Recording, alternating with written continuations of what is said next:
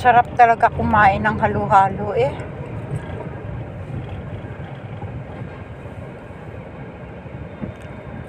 Ilang seater yung ano pa, yung sasakyan na Ate Marcia.